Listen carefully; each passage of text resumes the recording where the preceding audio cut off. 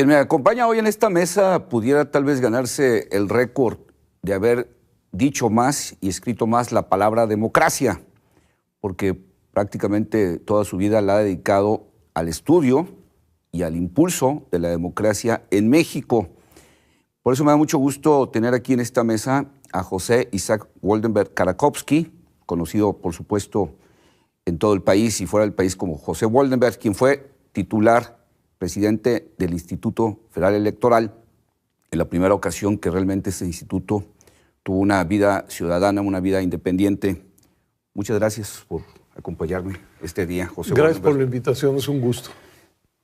¿Sí podrías llevarte el récord de haber dicho la palabra democracia, haberla escrita tal vez? No, yo creo que es una palabra que de uso corriente, que mucha gente usa, pero que acabó imponiéndose en México por una necesidad.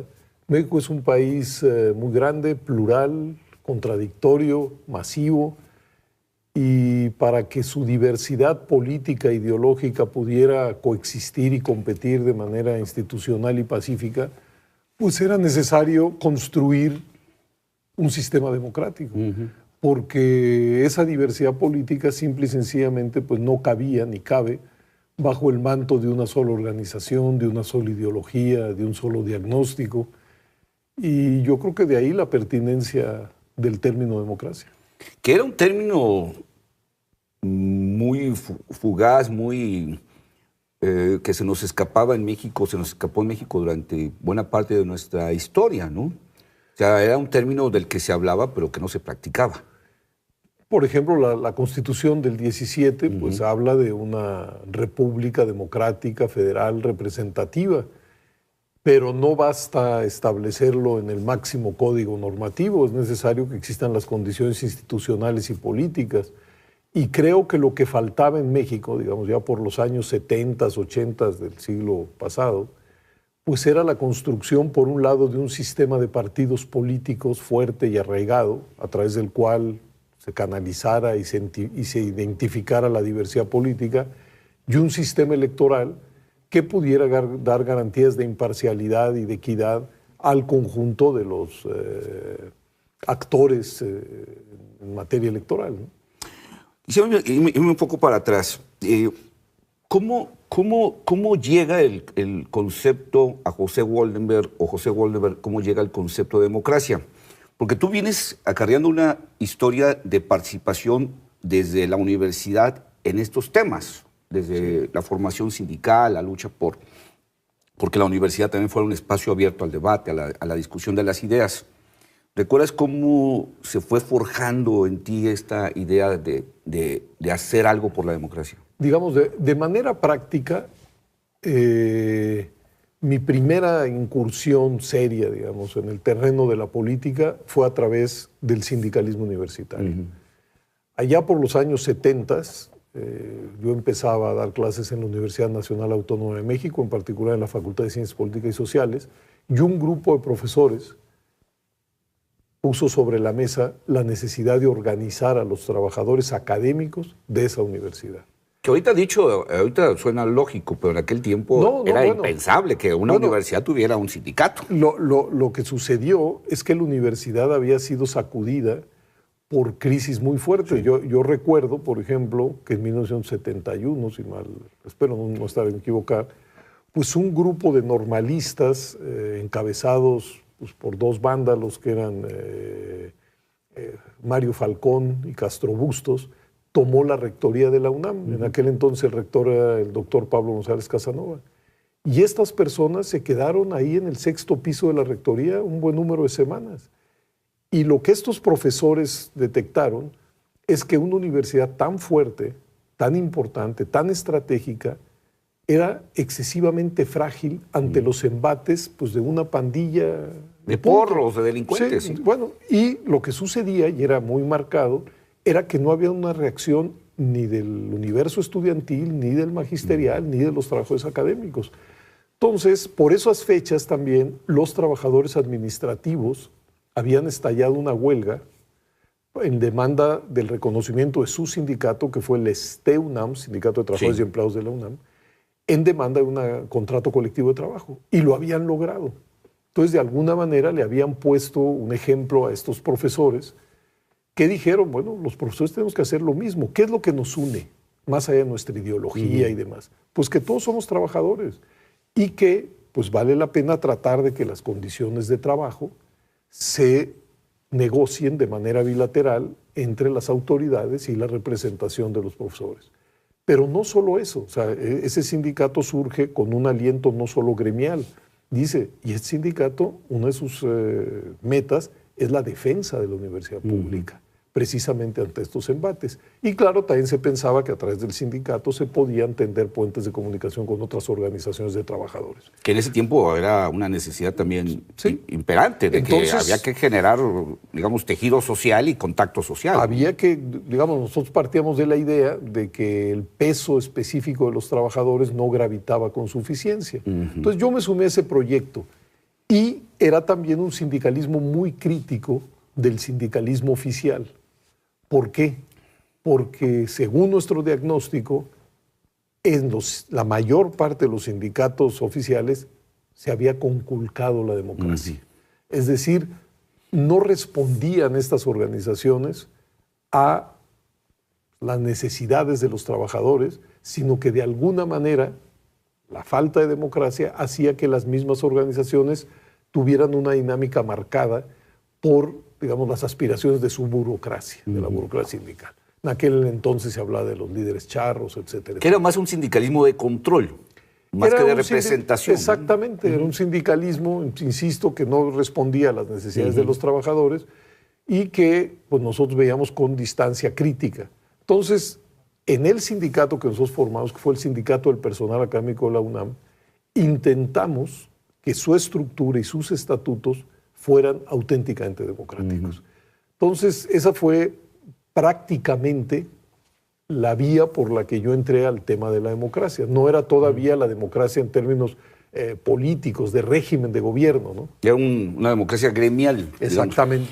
Pero también en esa etapa te tocó empezar a conocer también que la democracia no era pureza absoluta, que no era todo bondad, que no era, digamos, que costaba trabajo la democracia, ¿no? Digo, recuerdo, por ejemplo, de esas épocas, pues ese asambleísmo de días y días y días y nos declaramos en sesión permanente y seguían los debates. O sea, que la democracia tenía un costo, digámoslo de una manera. Sí, ahora, siempre era un costo menor al autoritarismo. Sí, claro, siempre. Pero sí son, digamos, en cada una de las facultades, escuelas, SHs preparatorias, pues la máxima autoridad era la asamblea. Sí. Pero de esa asamblea nombraba a un comité ejecutivo. Es decir, también éramos conscientes de lo que acabas de decir, es decir, hay un momento para la deliberación, hay un momento para la expresión, hay un momento para que los diferentes puntos de vista pues escuchen unos a otros, pero también hay un momento para votar, para decidir y para ejecutar. Y creo que en aquel, pues no experimento, en aquel sindicato las cosas funcionaron, digamos, de manera adecuada. Luego nos fusionamos con el sindicato del personal administrativo, creamos el UNAM, pero bueno, eso ya es otra historia, ¿no? Y ahí empieza también, digamos, como a gestarse con mayor fuerza la discusión hacia afuera, o sea, la discusión académica, la reflexión académica y la reflexión y el debate sobre pues que al país le hacía falta muchísimo para decirse democrático, ¿no? Bueno, por aquellos años, unos años con posterioridad, hay que recordar, México fue unas elecciones, las de 1976, con un solo candidato presidencial en la boleta, la del licenciado López Portillo, que había sido postulado por el PRI, el PPS y por el PAN. El PAN en aquel entonces, por problemas de carácter interno, no pudo postular como lo venía haciendo un candidato propio. Y el Partido Comunista Mexicano lanzó la candidatura de Valentín Campa. La primera candidatura de un partido comunista. Bueno, el partido pero comunista. la lanzó, pero no tenía registro. Sí. Entonces, aunque se esforzó el PC y su candidato, viajaron por el país, hicieron actos, entraron en contacto con unos y con otros, al final sus votos no se contaron, ¿no? Pero, digo yo, era una enorme paradoja, porque el mundo electoral era un mundo de unanimidades, o de aparentes unanimidades, Y mientras en el país se vivió una enorme conflictividad. Son los años de conflictos en las universidades públicas de Sinaloa, de Guerrero, de Puebla, de Oaxaca. Son años de invasiones de tierras en diferentes partes del país. Son los años de la llamada insurgencia sindical. Sí, los electricistas democráticos, Vallejo. Los médicos. Los médicos es un poco sí. anterior, pero hay esa conflictividad. Sí. Bueno, son los años en el que surge una guerrilla urbana, una guerrilla rural. Son los años en el que surgen nuevas publicaciones, nuevos partidos. Y México, aparentemente, era un mundo de unanimidades. Era un mundo ideal. Sí, bueno, yo digo que eso fue lo que generó que en 1977 el presidente López Portillo le dijera a su secretario de Gobernación, Reyes Heroles, hay que hacer una reforma política, pues para tratar de tender puentes, digamos, entre el mundo institucional y el mundo verdadero. Sí. Y ahí nosotros mismos, desde el sindicato, empezamos a hacer una reflexión, pues, de lo que estaba sucediendo en la política mexicana. Creamos, gente que veníamos del sindicalismo universitario, junto con los nucleares, con algunos grupos de compañeros que trabajaban en el campo, con algunos electricistas que habían participado con don Rafael Galván en la Tendencia Democrática, hicimos una agrupación que se llamó el Movimiento de Acción Popular, que pues tenía la intención de convertirse en un partido político y de que, dadas las nuevas circunstancias, pues era muy importante atender la esfera electoral. Sí. Y cuando hicimos el MAP, el Partido Comunista Mexicano, junto con el PMT y otras organizaciones, empezaron a trabajar para hacer un partido unificado de la izquierda de entonces. Y entonces nosotros resolvimos entrarle a ese proceso, y de ahí salió el Partido Socialista Unificado de México, que es, hasta donde yo entiendo, pues el primer intento contemporáneo de hacer un partido que le diera cabida, pues, a la diversidad de izquierdas que existe en nuestro país. Tengo que hacer un primer corte, y ahora que regresemos me gustaría que continuáramos con esta parte, porque luego, bueno, pues tú empiezas ya a participar políticamente en este nuevo ambiente, en este nuevo entorno político de México, de competirle ya al PRI en serio. Exactamente. Ahorita que regresemos. Claro.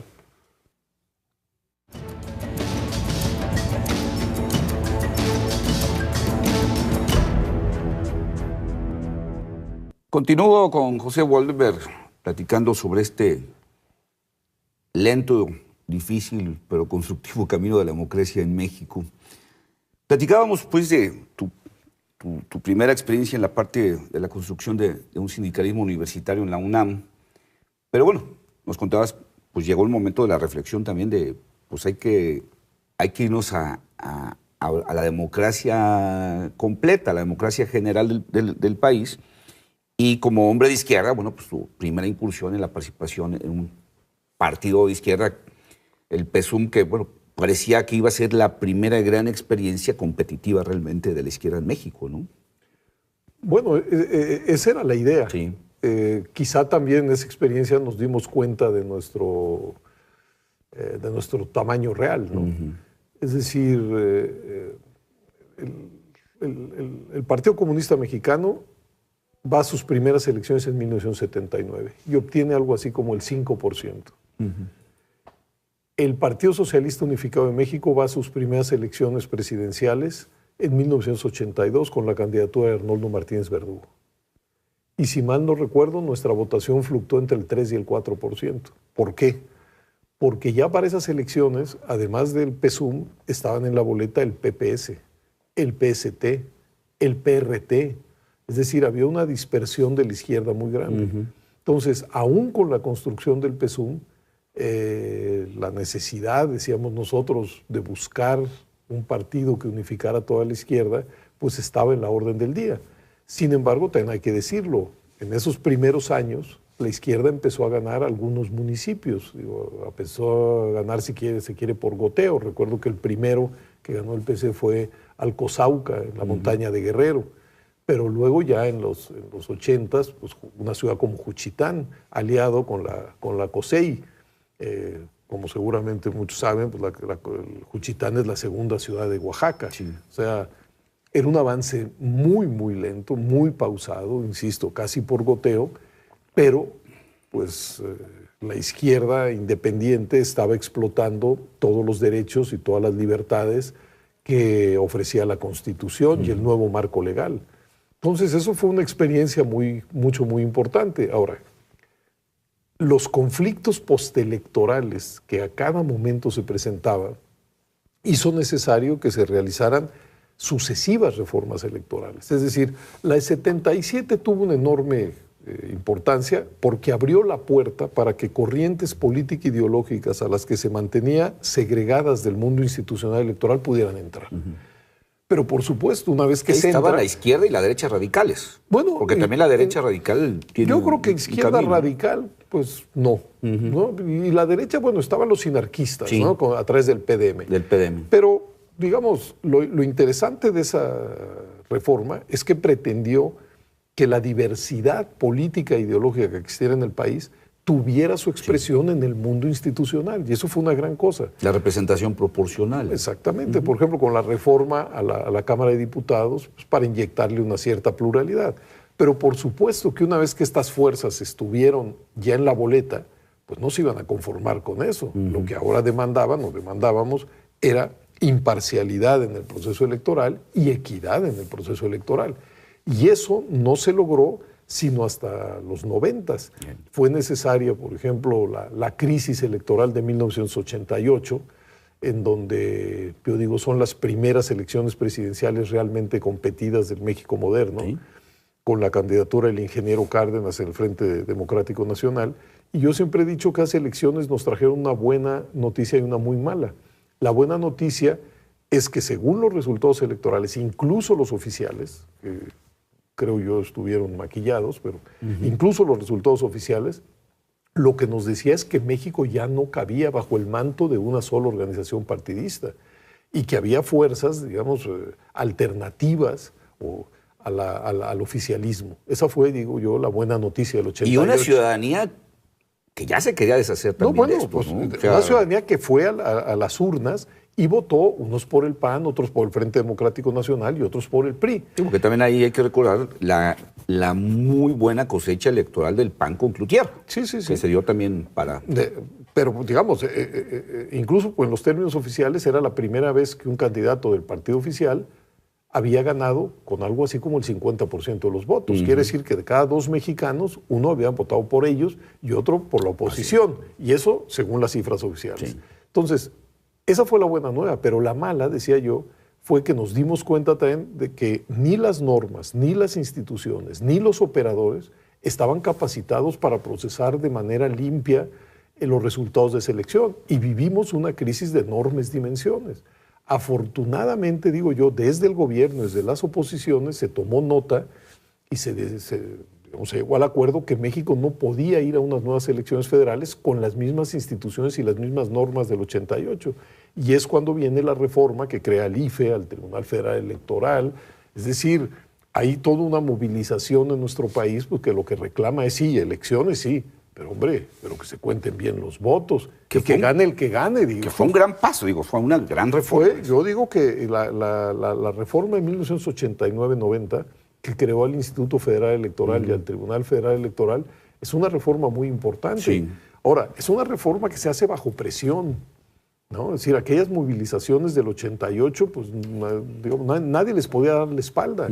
Y digo que lo que honra en esa circunstancia al gobierno y a las oposiciones, pues es darse cuenta de que es necesaria una nueva reforma más profunda, y esa es la que se hace en 89-90. Y el ciclo acaba, porque ahí hay otras 2 reformas intermedias, en 1996, con una reforma que ya no solamente trata de apuntalar a las instituciones que tienen que organizar y resolver los conflictos electorales, sino que además trata de resolver el importantísimo problema de las condiciones de la competencia. Porque, por ejemplo, las elecciones de 1994, comparadas con las del 88, los votos se contaron bien. Sí, se contaron bien. Ahí ya no estuvo el problema. Pero ¿dónde estuvo el problema? Que las condiciones de la competencia habían sido marcadamente inequitativas. Yo recuerdo, yo ya era consejero ciudadano del Instituto Federal Electoral, que fue la primera vez que se hizo una fiscalización sobre los recursos que habían utilizado los partidos en la elección de 94.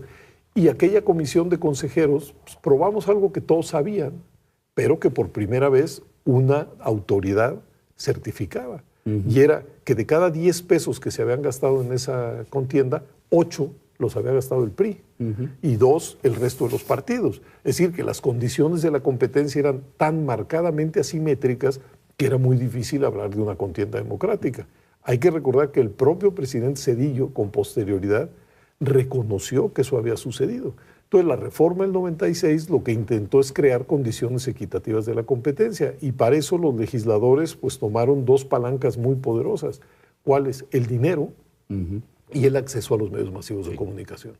Y yo digo que ahí se cerró un ciclo, porque a partir de las elecciones de 97, pues tuvimos elecciones, digamos, imparciales, equitativas, y el resto pues lo fue haciendo la gente al votar. En algunas regiones del país ganaba A, en otras regiones del país ganaba B, en otras ganaba C.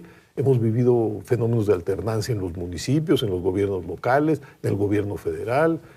Hoy tenemos una Cámara de Diputados y Cámara de Senadores donde nadie tiene la mayoría. Y bueno, ¿quién ha forjado ese mundo plural de la representación? La gente votando. Y eso creo que es importante. Sí, porque hay quienes quieren ver que las cosas no han cambiado. Hay quienes siguen pensando que seguimos viviendo en la barbarie política de la antidemocracia o de la falta de democracia.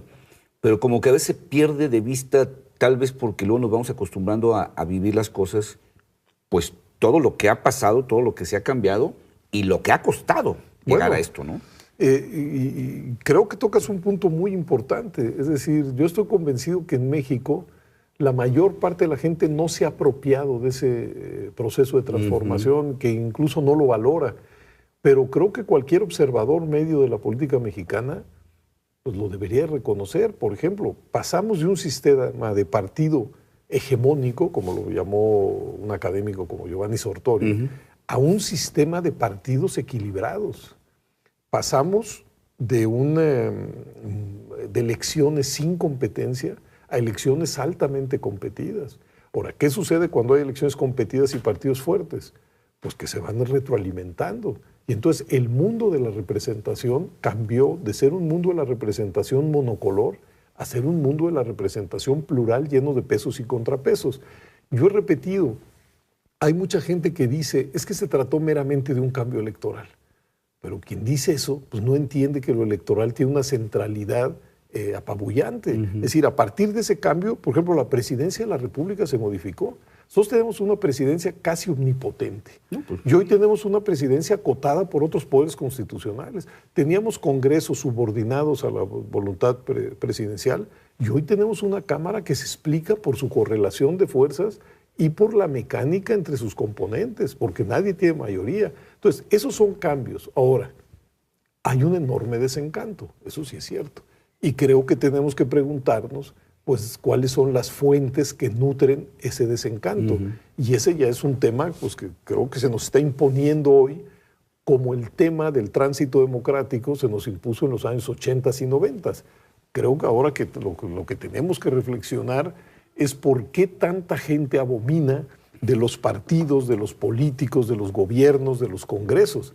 Yo creo que ese es el gran asunto, sobre todo si lo que queremos es robustecer o fortalecer el sistema naciente democrático, porque hoy tenemos una germinal democracia, pero se puede erosionar. No hay ninguna ley de la historia que diga que esa es la desembocadura. Entonces, este malestar que hay con los instrumentos que hacen posible la democracia a mí me preocupa mucho, ¿no?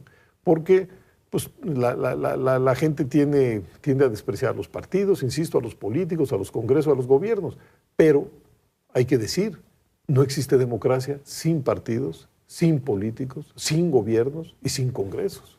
Y sin ciudadanos. Bueno, sin se supone que los ciudadanos...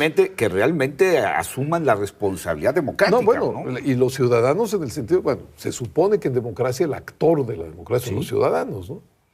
Pero hay como, de nuevo, una ruptura entre el mundo de la política institucional y el sentir ciudadano. Entonces yo me pregunto, ¿de dónde proviene esto? Y tengo pues respuestas, si se quiere, provisionales, ¿no? Yo creo que ha afectado mucho al aprecio a esta general democracia, en primer lugar, la falta de un crecimiento económico importante.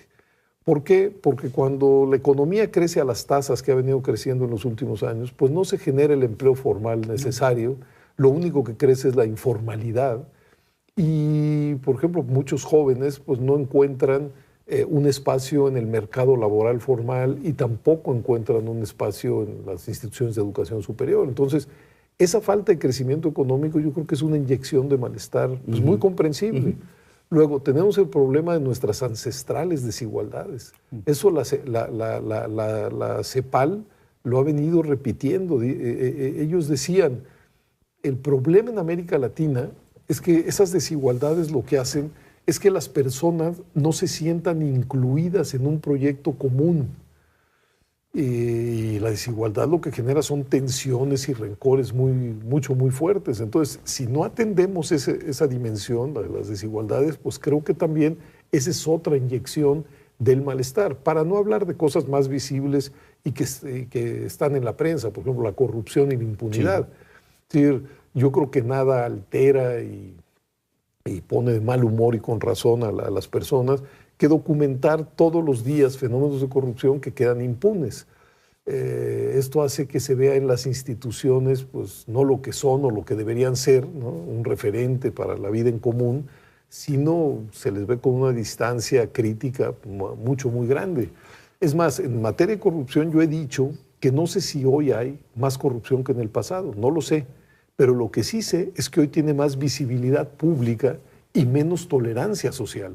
Y hay más visibilidad pública precisamente porque el proceso democratizador ha avanzado. Es decir, cuando el partido A sabe que el partido B o una de sus gentes cometió corrupción, pues lo hace público. Y a la inversa, ¿no? Los medios hoy tienen márgenes de libertad mucho más grandes. Hay un conjunto de ONGs que les preocupa y con razón los asuntos de la prensa les da más cabida. Entonces, hay una mayor visibilidad y creo que la gente tolera menos. Esos dos fenómenos son muy interesantes y ojalá se puedan activar para combatir la corrupción, pero eso también ha ido haciendo que la adhesión hacia los instrumentos de la democracia se vaya erosionando. Y el cuarto factor, diría yo, es la violencia. Es decir, hemos vivido una espiral de violencia muy grande que ha afectado a miles y miles de mexicanos, pero incluso a quienes no nos ha afectado, vivimos a veces con la sombra de la violencia instalada en nuestra vida. Lo tenemos en la mente todo el tiempo. Todos los días se habla y se ve y se lee sobre la violencia. Exactamente, ¿no? Y bueno, yo recuerdo, claro, estoy hablando aquí sí del Paleolítico inferior, pero en mi infancia los niños estábamos en las calles. Sí, claro. Hoy, por ejemplo, pues, se ven pocos niños solos en las calles. Yo creo que tenemos ya la mentalidad permanente de la inseguridad. Tengo que hacer un corte, un segundo corte, y me gustaría, ahora que regresáramos, que platicáramos un poco sobre tu paso por el IFE. Okay. Y lo que significó ese primer Instituto Federal Electoral con independencia real y lo que significó la transición del poder, el primer triunfo de un partido diferente al PRI. Ok, sí, claro que sí.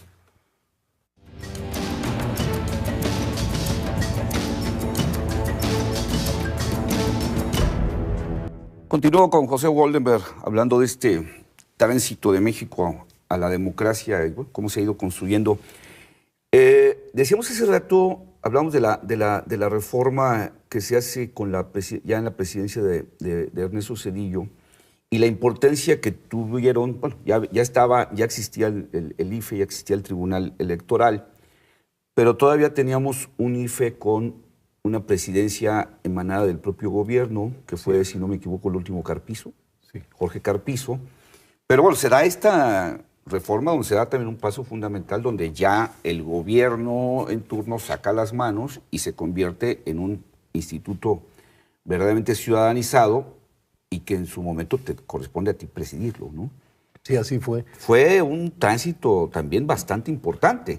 Sí fue un tránsito, yo digo muy importante, porque recordemos, el IFE se funda en 1990. Sí. Y en efecto está presente, lo preside el secretario de Gobernación, hay representantes del Poder Ejecutivo, del Poder Legislativo, de los partidos políticos, y ahí se introducen consejeros magistrados, que eran electos por la Cámara de Diputados, a 2/3 partes, a propuesta de los propios partidos. No, del presidente de la República. No, del presidente De la República. Bueno, era ya una conformación mucho más equilibrada que la Comisión Federal Electoral. Y yo estoy convencido que el IFE, que hizo las elecciones de 91 y de 94, hizo una muy buena labor.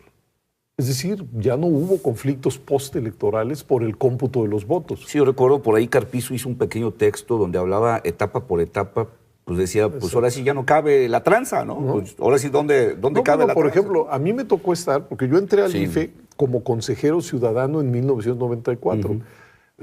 Vale la pena recordar, esas elecciones ya estaban en curso cuando se produjo el levantamiento del ZLN y después el asesinato del candidato del PRI, Luis Donaldo Colosio.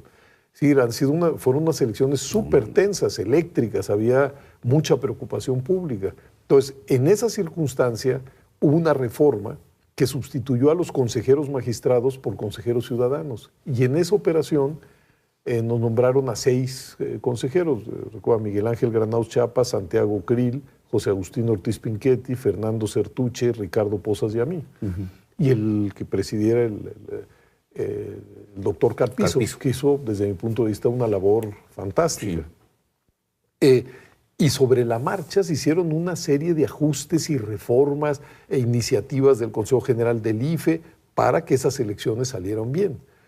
Y creo que las elecciones salieron bien. Sí, dentro de todo lo traumático que está viviendo. Hubo al final, es decir, porque hubo una convergencia de los partidos y sus candidatos que firmaron un acuerdo en donde se comprometían a impulsar una serie de cambios que dieran garantías de imparcialidad y transparencia a todos.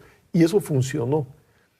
Pero creo que la presencia del secretario de Gobernación como, digamos, presidente del Consejo General del IFE, seguía arrojando esa sombra de que el gobierno era el que estaba encargado de las elecciones. Entonces, en la reforma del 96, los propios partidos políticos y el gobierno llegaron a la conclusión de que había que excluir a un representante del gobierno. Y a partir de ahí, solo los nuevos consejeros, que ahora se llamarían consejeros electorales, que eran 8 y un consejero presidente, eran los que iban a tener voz y voto. Y en esa circunstancia me tocó a mí, digamos, ser el consejero presidente del primer, no del primer IFE, pero sí del primer IFE sin la presencia del secretario de Gobernación, ¿no? Eso sí. Y yo creo que la experiencia para ustedes también era una experiencia de mucha tensión, de mucha presión, porque implicaba un gran reto y un gran riesgo de que las cosas realmente funcionaran para que luego no hubiera un desencanto de la ciudadanización. Claro. O sea, no era cualquier cosa jugársela en ese momento, porque igual podría, o estaba siempre latente, esa intención del gobierno de recuperar el órgano electoral. O sea, podía darse un desencanto o decir, ya ven, no pueden, ya ven, no saben. Afortunadamente no hubo esa actitud. Sí. Y yo quiero decir que en aquellos años hubo una actitud de colaboración muy importante de los diferentes gobiernos, es decir, del gobierno federal, pero también de los gobiernos estatales. Es decir, que hubo mucha colaboración. Y quiero decir que en lo fundamental también hubo mucha colaboración de los partidos políticos, así en plural, porque todos ellos estaban sentados a la mesa. Y qué bueno que estaban sentados a la mesa, porque podían vigilar y ver que las cosas se hicieran de manera correcta. Y cuando ellos detectaban algo, pues hacer una fórmula, digamos, de auditoría muy eficiente. Pero creo que se fueron afinando los instrumentos del proceso electoral y que al final pues fueron los ciudadanos en las urnas los que acabaron pues otorgando triunfos y derrotas a los diferentes actores, y que paulatinamente pues en el país nos fuimos acostumbrando a esta mecánica. Se vienen digamos, estos cambios, empiezan a dar cambios importantes en este lapso del que estamos hablando. El PRI empieza a perder capitales importantes, metrópolis importantes. Estados. Llega el momento en que Baja California se convierte en el primer estado que el PRI pierde con Acción Nacional, y se viene ya toda esta escalada de transiciones de un partido a otro. Pero sin duda lo que marca el gran paso en estos momentos es la derrota del PRI en la elección presidencial del 2000. Bueno, simbólicamente sí, bueno, y políticamente también es muy importante, pero a ver, yo quiero ver esto como un proceso, porque hay mucha gente que cree que aquel 2 de julio del año 2000 fue como un rayo en cielo tranquilo. Y no. es el producto de un muy largo proceso, que en efecto empezó de la periferia al centro y de abajo hacia arriba. Primero fueron municipios, lo que pasaba en los congresos locales, luego fueron estados de la República.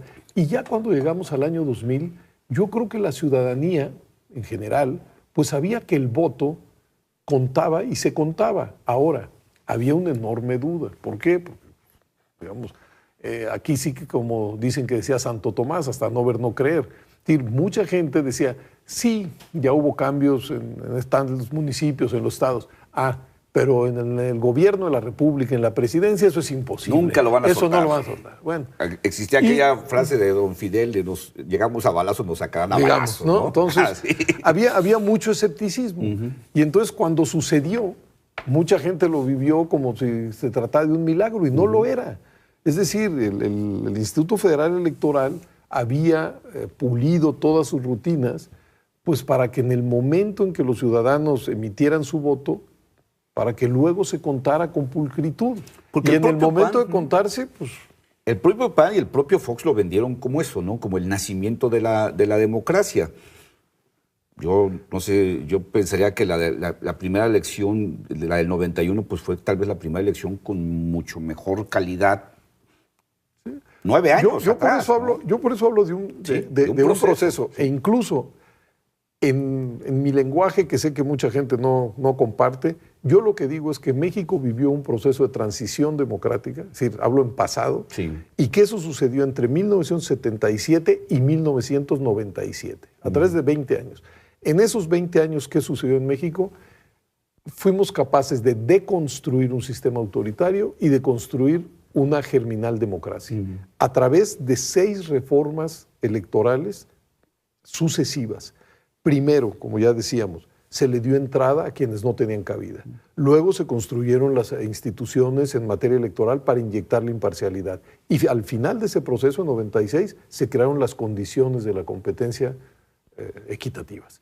Entonces, fue ese proceso de transición a la democracia el que nos explica la alternancia en el Poder Ejecutivo. No al revés. Es decir, esa es la desembocadura. Claro. Se crearon, o sea, ¿qué se crearon en esos años? Nuevas normas, nuevas instituciones, cambió la correlación de fuerzas.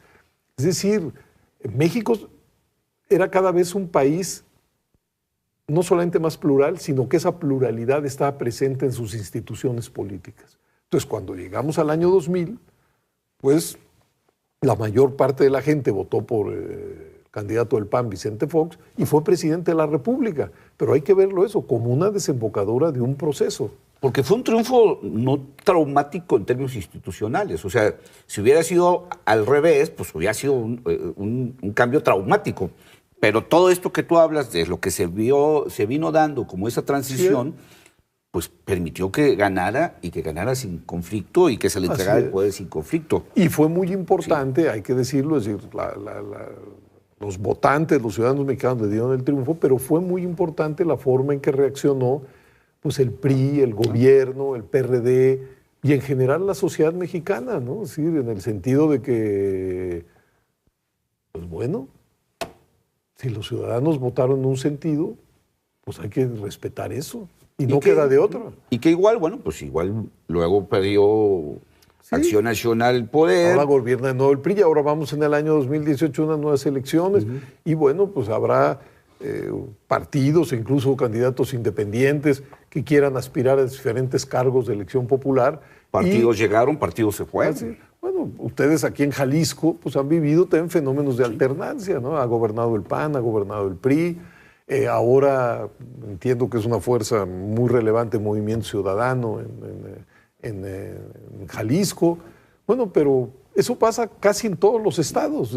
No en todos, pero casi en todos. Pero ya no nos conflictúa como nos conflictuaba hace décadas un ambiente de este tipo. Bueno, porque además... Ya lo vivimos con mucha normalidad. Bueno, qué bueno que pronuncias esa palabra, porque eso es lo que la democracia quiere normalizar. Sí. ¿Qué es lo que quiere normalizar? Primero, que la disputa entre las diferentes corrientes político-ideológicas que existan se dé en un marco institucional y de manera pacífica.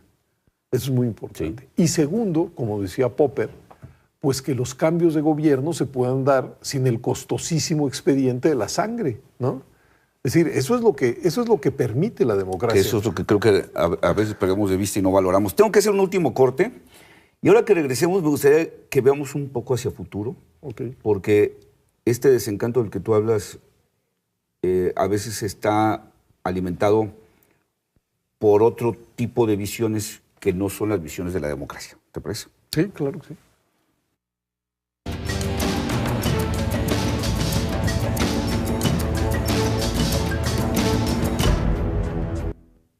Continúo con José Woldenberg, hablando de esta transición lenta pero firme de la democracia mexicana, que pues, nos permite lo que platicamos hace rato, la normalidad en el cambio de gobierno. A veces me da la impresión como que nos vendimos el tema de la democracia, nos autovendimos el tema de la democracia en México como esos productos milagro que aparecen de pronto, que el agua de Tlacote, que la uña de gato, que la linaza de Canadá, que resuelven todos los problemas y que le quisimos adjudicar a la democracia demasiadas cosas. Pensamos que por la democracia se iba a acabar la injusticia social, la corrupción, la impunidad, la mala política, y le echamos de más, le cargamos de más a algo que nos iba a resolver que el que tuviera más votos gobernara. Y como tú decías, que eso iba a generar, por supuesto, ciertos cambios en la vida política y social, pero no iba a resolver todo. Tal vez eso ha hecho que los mexicanos de pronto tengamos esa sensación de desencanto de la democracia. Pero como se ha dicho muchas veces, no hemos encontrado otro régimen mejor para resolver este tipo de problemas. Tú comentabas algunos 4 factores que tú dices, bueno, tal vez por eso estamos desencantados. Pero a veces me da también la impresión de que todavía no hemos hecho andar al sistema político en su totalidad y hay quienes ya lo quieren cambiar. A ver, yo comparto lo que acabas de decir. Es decir, hubo una sobreventa de expectativas de lo que la democracia podía hacer. Uh-huh. Se le consideró como la llave de todos los cambios. Uh-huh. Y bueno, ¿por qué fue así? Entre otras cosas, yo creo por la propia dinámica de la disputa política. Es decir, si en los años 70, 80 y 90, creo yo que el eje de la disputa era democracia o autoritarismo, entonces pues es natural que quienes empujan o empujábamos por el lado de la democratización, pues señalábamos que ese era un requisito para todo lo demás. Uh-huh. Hoy podemos decir que quizá hubo esa sobreventa uh-huh. de expectativas. Pero lo que no hay que perder, y vuelvo al tema, es que la democracia sí resuelve en sí misma varios problemas. Y los dos que quiero insistir es la coexistencia y competencia pacífica de la diversidad política. Y eso lo estamos viendo. Uh-huh. Y la otra, pues poder cambiar el gobierno por vías institucionales y de participación de la gente. Este germinal régimen democrático sí lo está cumpliendo. Sí. Ahora, para todo lo demás, y para todo lo demás es la pobreza, la desigualdad, la falta de crecimiento económico, la corrupción, la violencia y, si se quiere, los problemas del agua y de la vialidad, etc. Para cada uno de esos asuntos se necesitan políticas específicas, porque no existen varitas mágicas a partir de la cual, digamos, como en una cadena, todo se resuelve. Y ahí es donde se requiere elaboración, donde se requieren políticas que enfrenten estos difíciles problemas, porque ahí también tenemos hay una simplificación, no solo en los medios, sino a veces entre los propios políticos y en ocasiones hasta en la academia, donde se ha empezado a instalar un discurso en el cual parece que los problemas no existen. Es decir, uh-huh. todo es culpa de unos políticos corruptos, tontos e ineficientes. Uh-huh. Hombre, si eso fuera, si así estuviéramos, pues, digo, casi la solución sería muy sencilla, pero no es cierto. Es decir, si uno piensa en los problemas de la educación o de la energía o los problemas fiscales del país o de su falta de crecimiento, pues se dará cuenta que hay problemas realmente muy, muy difíciles, muy profundos, y que no los va a resolver la inercia, que se requieren políticas específicas para hacerle frente.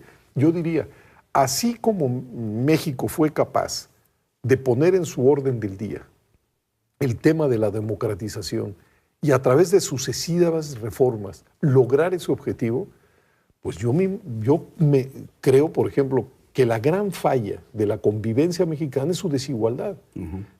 A mí me gustaría que las propias fuerzas políticas, la academia, el periodismo, el mundo intelectual, pusiera, como se puso el tema de la democratización, el tema de la desigualdad, y a ver cómo vamos... Hacer la transición por la igualdad, así como hicimos la transición por la democracia, hay que hacer la transición por la igualdad. Porque pero no checársela acá este carril, ahora es otro carril diferente. Exactamente.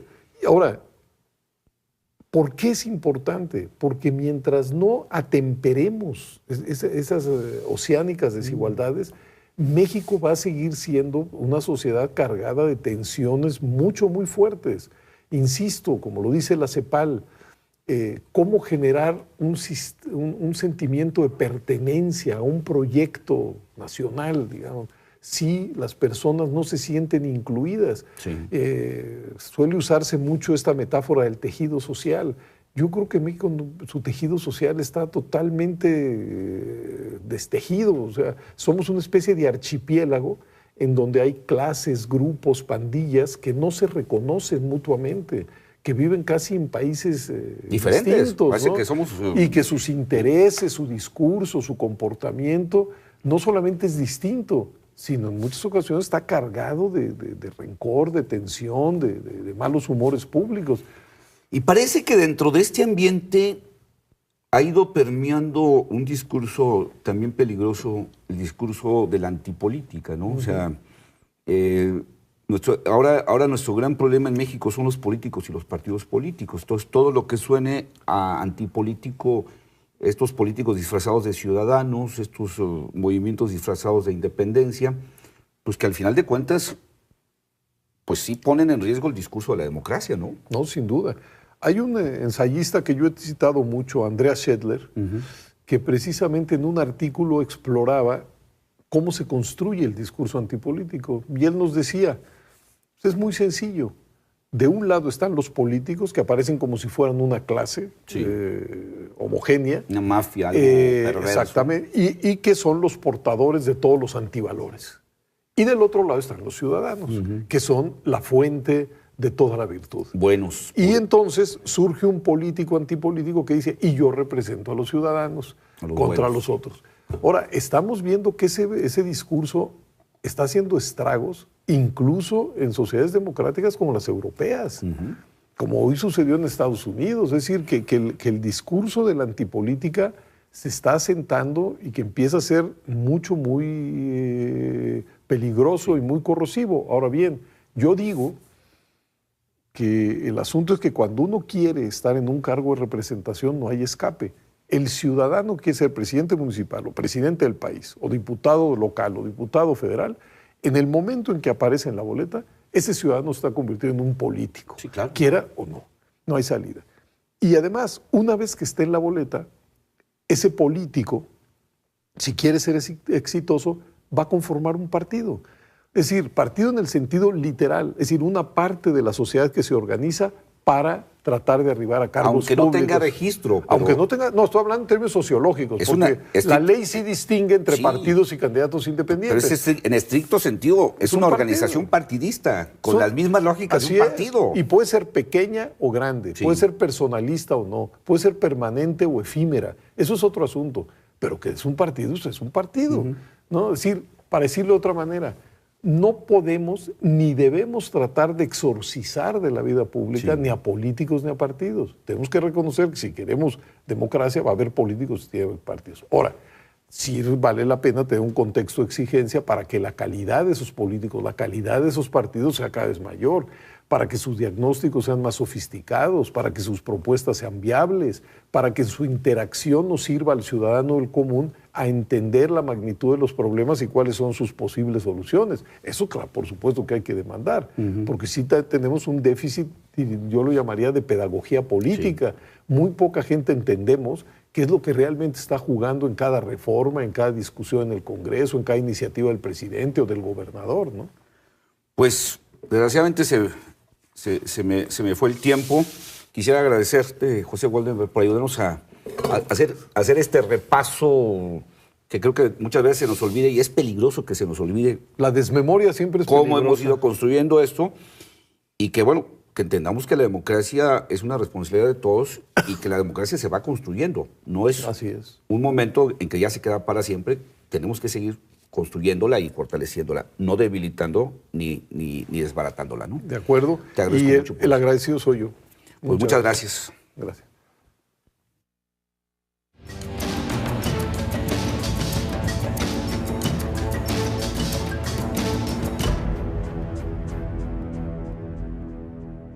Con suficiencia. Entonces yo me sumé a ese proyecto y era también un sindicalismo muy crítico del sindicalismo oficial.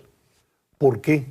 Porque según nuestro diagnóstico, en la mayor parte de los sindicatos oficiales se había conculcado la democracia.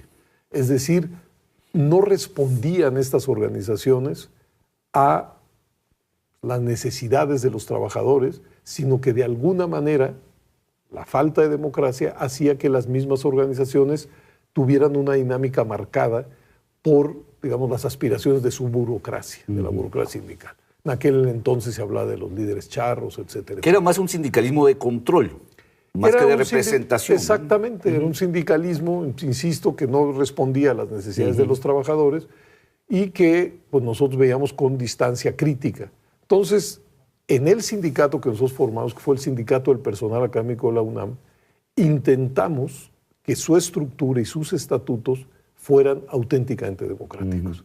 Entonces, esa fue prácticamente la vía por la que yo entré al tema de la democracia. No era todavía la democracia en términos políticos, de régimen de gobierno, ¿no? Era una democracia gremial. Exactamente. Digamos. Pero también en esa etapa te tocó empezar a conocer también que la democracia no era pureza absoluta, que no era todo bondad, que no era, digamos, que costaba trabajo la democracia, ¿no? Digo, recuerdo, por ejemplo, de esas épocas, pues ese asambleísmo de días y días y días y nos declaramos en sesión permanente y seguían los debates. O sea, que la democracia tenía un costo, digámoslo de una manera. Sí, bueno, siempre era un costo menor al autoritarismo. Sí, claro, siempre. Pero sí son, digamos, en cada una de las facultades, escuelas, SHs, preparatorias, pues la máxima autoridad era la asamblea. Sí. Pero de esa asamblea nombraba a un comité ejecutivo. Es decir, también éramos conscientes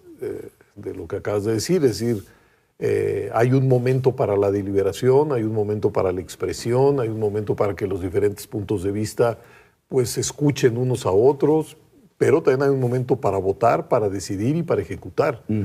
Y creo que en aquel, pues no experimento, en aquel sindicato las cosas funcionaron, digamos, de manera adecuada. Luego nos fusionamos con el sindicato del personal administrativo, creamos el UNAM, pero bueno, eso ya es otra historia, ¿no? Y ahí empieza también, digamos, como a gestarse con mayor fuerza la discusión hacia afuera, o sea, la discusión académica, la reflexión académica y la reflexión y el debate sobre pues que al país le hacía falta muchísimo para decirse democrático, ¿no? Bueno, por aquellos años, unos años con posterioridad, hay que recordar, México fue unas elecciones, las de 1976, con un solo candidato presidencial en la boleta, la del licenciado López Portillo, que había sido postulado por el PRI, el PPS y por el PAN. El PAN en aquel entonces, por problemas de carácter interno, no pudo postular como lo venía haciendo un candidato propio. Y el Partido Comunista Mexicano lanzó la candidatura de Valentín Campa.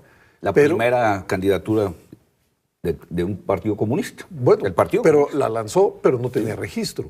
Sí. Entonces, aunque se esforzó el PC y su candidato, viajaron por el país, hicieron actos, entraron en contacto con unos y con otros, al final sus votos no se contaron, ¿no?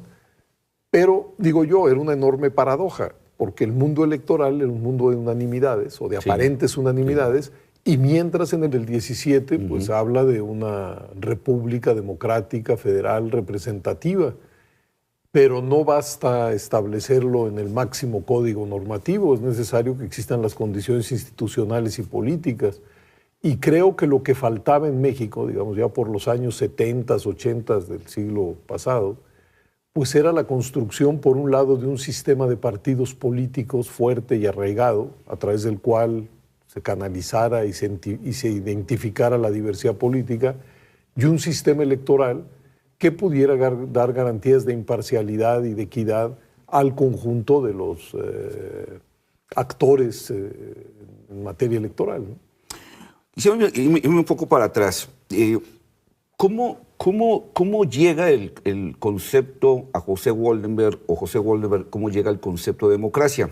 Porque tú vienes acarreando una historia de participación desde la universidad en estos temas, desde la formación sindical, la lucha porque la universidad también fuera un espacio abierto al debate, a la discusión de las ideas.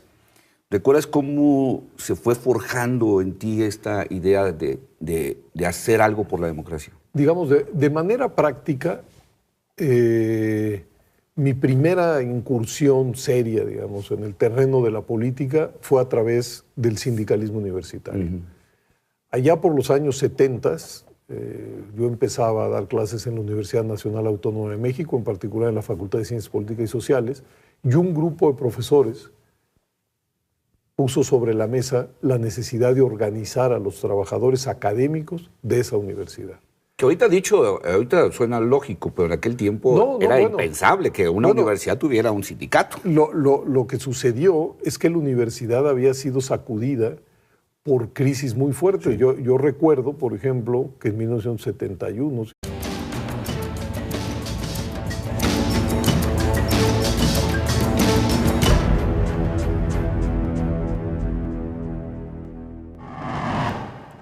Quien me acompaña hoy en esta mesa pudiera tal vez ganarse el récord de haber dicho más y escrito más la palabra democracia, porque prácticamente toda su vida la ha dedicado al estudio y al impulso de la democracia en México.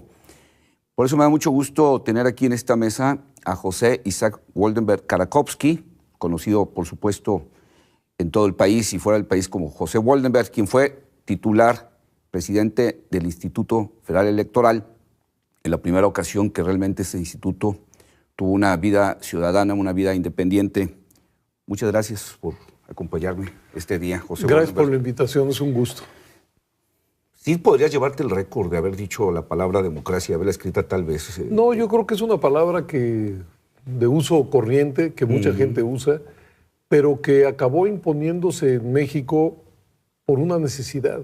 México es un país muy grande, plural, contradictorio, masivo, y para que su diversidad política e ideológica pudiera coexistir y competir de manera institucional y pacífica, pues era necesario construir un sistema democrático, porque esa diversidad política simple y sencillamente pues no cabía ni cabe bajo el manto de una sola organización, de una sola ideología, de un solo diagnóstico. Y yo creo que de ahí la pertinencia del término democracia.